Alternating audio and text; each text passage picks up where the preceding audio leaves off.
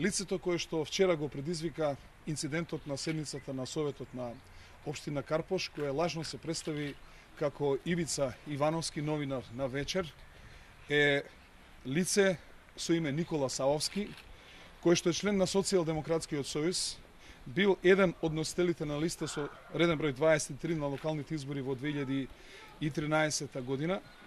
Инаку, тој во битие се представува лажно, неговиот Facebook профил има ставено дека живее во Пјонкјанг. Тој не живее во Пјонкјанг, туку во општина Центар, на улица Ленинова, број 25. По професија е доктор по ветерина. Интересно е да се напомене дека е братучет на Наташа Савова, неговиот татко Савов и неговата мајка, и двајцата се вработени во општина Центар, а уште поинтересно е што и тој е вработен во општина Центар во паркинзи на општината Центар. Против него и против останатите организатори на овој инцидент на седницата на Совет на општина Карпош ќе биде поднесена кривична пријава. Воедно сакам да му заблагодарам на колегата Андреј Жерновски на неговата некоректност, затоа што се обидува на ваков начин да врши реметење на работата на Советот на општина Карпош и се спушта испод нивото и на една кукавица, која што барем снесува јајца во туѓи гнезда, а тој се обидува да прави неприлики во туѓи совети и во други општини. И јас мислам дека тоа е далеку од примереноста на една колегијалност и на еден коректен однос кон своји колеги и кон совет од друга општина, како што е Советот на општина Карпош. Благодарам. Дали имате прашања? Само да ми обясни за каков инцидент станува збор.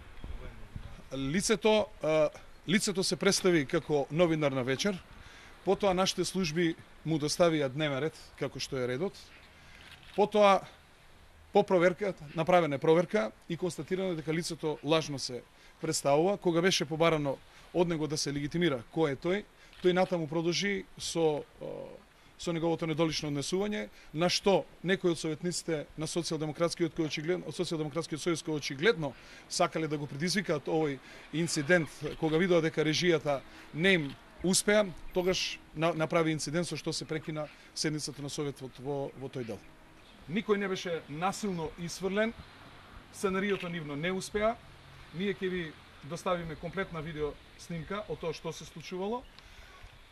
Конкретно една советничка за една точка надвор од деловникот се јавуваше 7 пати за збор и 7 пати беше давано да зборува, без при тоа да води воопшто сметка според деловникот колку може да зборува. Потоа самите дел од нив ја напуштија седницата, 3 советника од советничката група на Социјалдемократскиот сојуз останаа на седница на Советот, кои што не го одобруваа начинот на кој што тие се обидаа да направат инцидент на седницата на Совет. И не само ова, туку и сите претходни. Што е со комисијата, ја формиравте ли? Да, комисијата ја формиравме, таа ќе ја види видеоснимката, ќе ги направи од разговорите кои што се потребни за оваа работа и след тоа ќе биде проследена до надлежните државни органи.